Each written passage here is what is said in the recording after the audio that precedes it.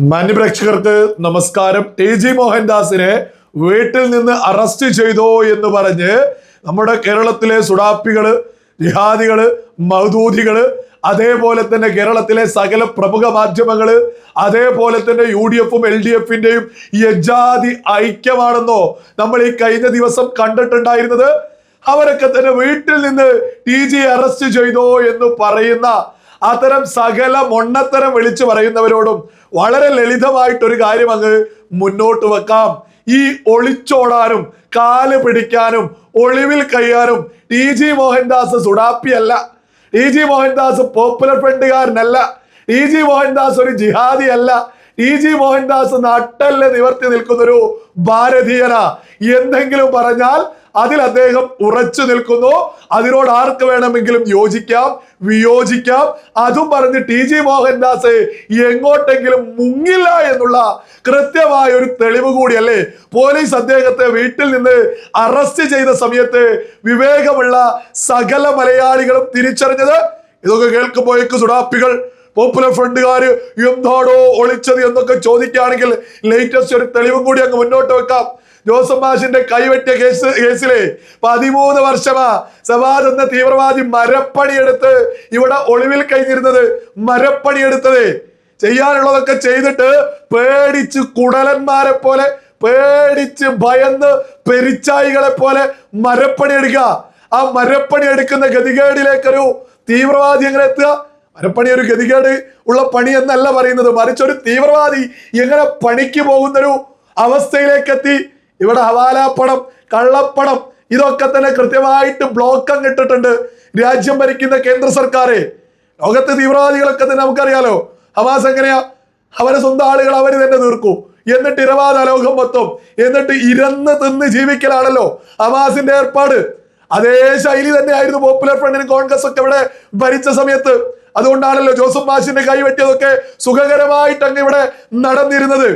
അപ്പോ മോദിയുടെ കാലത്ത് ഈ സുഡാപ്പികളും പോപ്പുലർ ഫ്രണ്ടുകാരൊക്കെ തന്നെ മുട്ടിലേഞ്ഞ് ഒളിച്ച് പേടിച്ച് തന്നെയാണ് ഇവിടെ മുന്നോട്ട് പോകുന്നത്. ഇവിടെ സാധാരണക്കാർക്ക് ഇപ്പൊ സമാധാനമുണ്ട്. ഏതായാലും ടി.ജി. മോഹൻദാസിനെതിരെ വീട്ടിൽ നിന്ന് അറസ്റ്റ് ചെയ്തോ എന്നൊക്കെ പറയുന്ന സകലരും ഇതൊക്കെ തന്നെ അങ്ങ് മനസ്സിലാക്കുക. മുട്ട് വളയ്ക്കാനും നട്ടല് വളയ്ക്കാനൊന്നും ടി.ജി. മോഹൻദാസിനെ കിട്ടില്ല. പിന്നെ പോലീസ് ചെയ്ത നെറികേടിനൊക്കെ തന്നെ എടുത്ത് കോടതി തന്നെ അങ്ങ് അലക്കി തേച്ച് വിട്ടിട്ടുണ്ടല്ലോ. ചവിട്ടി അങ്ങ് തേച്ചിട്ടുണ്ട് കോടതി കേരള പോലീസിന്. പോലീസ് എന്തൊക്കെ വാദമായിരുന്നു മുന്നോട്ട് വെച്ചത്? പോലീസ് പറയാ ഒളിച്ചു പോവും, പ്രതിക്ക് നോട്ടീസ് കൊടുക്കാത്തതിന്റെ കാരണം എന്താ പറഞ്ഞത്? പ്രതി ഒളിവിൽ പോന്ന്. കോടതി അതൊക്കെ എടുത്ത് ആറ്റിലേക്ക് അങ്ങ് എറിഞ്ഞിട്ടുണ്ട്. കോടതി കൃത്യമായിട്ട് പറഞ്ഞത്, നിങ്ങൾ പോകുമ്പോ ടി.ജി. മോഹൻദാസ് അദ്ദേഹത്തിന്റെ വീട്ടിൽ തന്നെ അല്ലായിരുന്നോ? അവിടെ നിന്നല്ലേ നിങ്ങൾ സകലതും എടുത്തു കൊണ്ടുവന്നിട്ടുള്ളത്? അതുമായി ബന്ധപ്പെട്ട ഉപകരണങ്ങളൊക്കെ തന്നെ പിന്നെ എങ്ങോട്ടൊളിച്ചോടുമെന്നാണ് നിങ്ങൾ പറയുന്നത് എന്ന് കൃത്യമായിട്ട് പറഞ്ഞു. ജാമ്യം നിഷേധിക്കാൻ പറഞ്ഞതായിരുന്നു. അന്വേഷിക്കാനേ. എന്തിനാ അന്വേഷിക്കുന്നത്? പത്രിക ചാനലിന്റെ ഓണറെ കണ്ടുപിടിക്കണം. അതൊക്കെ അല്ലാതെ അങ്ങ് നടത്തിയാൽ മതിയെന്ന് കൃത്യമായിട്ട് കോടതി മുന്നോട്ട് വെച്ച് നോട്ടീസ് കൊടുക്കാത്തതിനൊക്കെ കടുത്ത ഭാഷയിലാണ് പോലീസിനെതിരെ കോടതി സംസാരിച്ചിട്ടുള്ളത്. പോലീസ് ചെയ്തത് അനീതിയാണ് എന്ന് കോടതി തന്നെ കൃത്യമായിട്ട് ഉയർത്തിപ്പിടിച്ച് ഏത് പോലീസിനും അറിയായിരുന്നല്ലോ, ഇത് കേരള പോലീസിനും അറിയായിരുന്നല്ലോ. അതുകൊണ്ടാണല്ലോ ഞായറാഴ്ച ദിവസം തന്നെ തിരഞ്ഞെടുത്ത് അദ്ദേഹത്തിന്റെ വീട്ടിലേക്ക് എത്തി 2.5 മണിക്കൂറോളം ഒരു വന്ധ്യവയോധികനെ, ഒരു 70 വയസ്സ് കഴിഞ്ഞിട്ടുള്ള ഒരു വ്യക്തിയുടെ വീട്ടിലേക്ക് 2.5 മണിക്കൂർ. എന്താണ് ഉദ്ദേശം? ഒരൊറ്റ ഉദ്ദേശമേ ഉള്ളൂ, അദ്ദേഹത്തെ അപമാനിക്കണം. പരമാവധി മാധ്യമങ്ങളിൽ വാർത്ത വരണം. UDF സംഘികൾക്കെതിരെയാണെന്ന് പറയണം, UDF RSSനെതിരെയാണെന്ന് പറയണം, UDF BJPക്കെതിരെയാണെന്ന് തെളിയിക്കാന് ഒരു വന്ധ്യവയോധികന്റെ വീട്ടിലെത്തിയിട്ട് 2.5 മണിക്കൂർ പരിശോധന. ഇതിനൊക്കെ മറുപടി മലയാളികൾ തരും. ഈ കഴിഞ്ഞ തിരഞ്ഞെടുപ്പിൽ 3 MLA-മാരെ തന്നുകൊണ്ടാണ് മറുപടി തന്നിട്ടുള്ളത്. ഇനി അത് 30-ലേക്ക് എത്തും, ഒരു തർക്കവും വേണ്ട. BJP ലീഡേഴ്സ് പോലും അറിയാതെ ഇവിടെ 30 പേരെ കേരള പോലീസിന്റെ വകയായിട്ട് കിട്ടും. കാരണം മറ്റൊന്നല്ല, കേരള പോലീസ് അനീതിയാണ് ചെയ്തുകൊണ്ടിരിക്കുന്നത്. അതായത് ടി.ജി. മോഹൻദാസിനെതിരെ അതേപോലെ തന്നെ VD സവർക്കറുമായിട്ട് ഒരു ക്വസ്റ്റ്യൻ പേപ്പർ തയ്യാറാക്കുന്ന, അതേപോലെ തന്നെ സുഗതന്റെ ജനപ്രതിനിധി, അതായത് ജനാധിപത്യ രാജ്യത്ത് ഒരു കൗൺസിലർ സ്ഥാനത്തിന്റെ സംരക്ഷണം ഒരു അണ്ടർ സെക്രട്ടറി ഒരു സർക്കുലർ നിയമപരമായി ഇറക്കിയപ്പോഴേക്ക് മുസ്ലിം ലീഗ് അണ്ടർ സെക്രട്ടറിയെ സസ്പെൻഡ് ചെയ്യുക. ഇതൊക്കെ മലയാളികള് കൃത്യമായിട്ട് തന്നെ മനസ്സിലാക്കിക്കൊണ്ടിരിക്കുകയാണ്. ഇതിനൊക്കെ മറുപടി കേരള ജനത തന്നെ മുന്നോട്ട് വെക്കുമെന്നുള്ളതിലൊന്നും ഒരു തർക്കവും ആർക്കും തന്നെ വേണ്ട. ഏതായാലും ഈ TG മോഹൻദാസിനെ അറസ്റ്റ് ചെയ്തതോട് കൂടിയിട്ട് എന്താ സംഭവിച്ചത്? കേരളത്തിൽ ഇരട്ട നീതിയാണ് നടക്കുന്നത് എന്ന് വ്യക്തമാകുകയല്ലേ.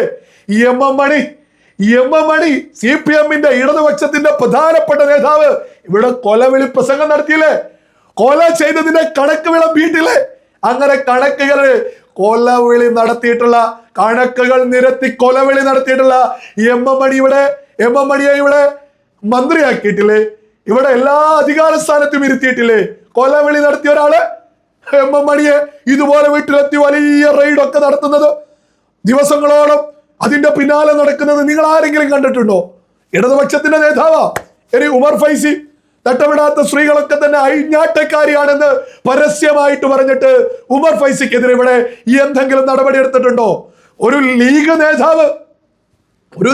നേതാവ് ഇവിടെ മന്ത്രി മുഹമ്മദ് റിയാസിന്റെയും ഭാര്യ വീണയുടെയും വിവാഹത്തെ കുറിച്ച് എന്താണ് വിളിച്ചു പറഞ്ഞിട്ടുള്ളത്?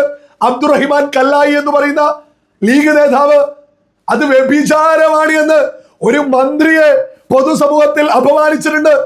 അതിനിവിടെ ആരും ഉറഞ്ഞു തുള്ളിയിട്ടില്ല. ഒരാളും ലീഗ് നേതാവായിട്ട് പോലും ഇടതുപക്ഷത്തിന് നാവില്ലായിരുന്നു. ഇതുപോലെ അറസ്റ്റ് ചെയ്തിട്ടുണ്ടോ? TG മോഹൻദാസിനെ അറസ്റ്റ് ചെയ്തതുപോലെ അറസ്റ്റ് ചെയ്തിട്ടുണ്ടോ? കേരളത്തിൽ വിവേകമുള്ള മലയാളികൾ ഇതൊക്കെ തന്നെ ചിന്തിക്കില്ലേ?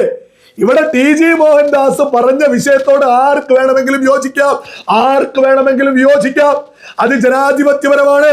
പക്ഷെ അദ്ദേഹത്തെ മാത്രം അറസ്റ്റ് ചെയ്തതിന് വിവേകമുള്ള സകല മലയാളികളും ചോദ്യം ചെയ്യും. ഇവിടെ ഉമർ ഫൈസ്, അബ്ദുറഹിമാൻ കല്ലായി, എം മണി, ഇങ്ങനെ എണ്ണിയാൽ ഒടുങ്ങാത്ത ആളുകൾ കേരളത്തിൽ UDF-ന്റെയും LDF-ന്റെയും നേതാക്കന്മാർ തോന്നിയത് വിളിച്ചു പറഞ്ഞിട്ട് ഇദ്ദേഹത്തെ ഒരു വന്ധ്യവയോധികനെ കേരള പോലീസ് ക്രൂരത ചെയ്തതുപോലെ മറ്റൊരാൾക്ക് നേരെയും ഉണ്ടായിട്ടില്ല. ഇത് സംഘപരിവാർ അനുകൂലിയായതുകൊണ്ട്, സംഘപരിവാറുമായി ബന്ധപ്പെട്ട് സംസാരിക്കുന്നത് കൊണ്ട് വേട്ടയാടുകയാണ്. ആ വേട്ടയാടുകള് കൃത്യമായിട്ട് മലയാളികൾ തിരിച്ചറിയാം. ഇതിലൂടെ എന്താണ് മുസ്ലിം ലീഗിന്റെ കപട മതേതരത്വം പൊളിഞ്ഞടങ്ങാണ്. ഇപ്പൊ കുറച്ച് ദിവസമായിട്ട് മുസ്ലിം ലീഗാണ് ഇപ്പൊ സകലതിനും പിന്നില്, ജമാഅത്തെ ഇസ്ലാമിയാണ് സകലതും ചെയ്യിപ്പിക്കുന്നത്. ഇതൊക്കെ കൃത്യമായിട്ട് തെളിവ് സഹിതം പുറത്തു വന്നുകൊണ്ടിരിക്കുക. ഇവിടെ ഇരട്ട നീതിയാണ്. TG മോഹൻദാസിന് ഒരു രീതിയാണെങ്കിൽ ഉമർ ഫൈസിക്ക്, അതേപോലെ തന്നെ അബ്ദുറഹിമാൻ കല്ലായിക്ക്, ഇത്തരം ആളുകൾക്ക് ഇവിടെ സ്വീകാര്യത. അതേസമയത്ത് TG മോഹൻദാസിനെ ക്രൂരമായിട്ട് അറസ്റ്റ് ചെയ്യാണ്, വൈകിട്ട് വരെ ഇരുത്തിക്കാണ്, പല ക്രൂരതകളും ചെയ്യുന്നു. നമ്മളതൊക്കെ തന്നെ കണ്ടുകൊണ്ടിരിക്കുന്നു. ബോധമുള്ള കേരളത്തിലെ സകല വിവേകമുള്ള മലയാളികളും മതഭേദമന്യേ, രാഷ്ട്രീയ ഭേദമന്യേ ഈ ക്രൂരതക്ക് എതിരെ തന്നെ ശബ്ദിക്കൂ. TG മോഹൻദാസ് പറഞ്ഞ വിഷയത്തോട് വിയോജിക്കുകയൊക്കെ ചെയ്യ ഒരു പ്രശ്നമുള്ള കാര്യമല്ല. പക്ഷെ മറ്റാരെയും അറസ്റ്റ് ചെയ്യാതെ ഇദ്ദേഹത്തെ മാത്രം അറസ്റ്റ് ചെയ്തതിന് സകല ആളുകളും, ബോധമുള്ള സകല ആളുകളും ചോദ്യം ചെയ്യുക തന്നെ ചെയ്യും. എന്ന് പറയുന്നു കേരളത്തിലെ സകല പ്രമുഖ മാധ്യമങ്ങളും. യജാതി ഉറഞ്ഞുതുള്ളലായിരുന്നു. ഒറ്റൊന്നും നാവ് പൊന്തുന്നില്ല. കോടതി എടുത്തിട്ടങ്ങ് അലക്കിയിട്ടുണ്ട്. കോടതി ഇവിടെ നീതി ഉയർത്തി തന്നെയാണ് മുന്നോട്ട് പോകുന്നത്. സകല തുടാപ്പികളും മൗദൂദികളെയും സകല പ്രമുഖ മാധ്യമങ്ങളുടെയും മണ്ടക്കെട്ട് തന്നെയാണ് കോടതി കൊട്ടിയിട്ടുള്ളത്. പ്രത്യേകിച്ച് കേരള പോലീസിനും കണക്കിന് കെട്ടിയിട്ടുണ്ട്.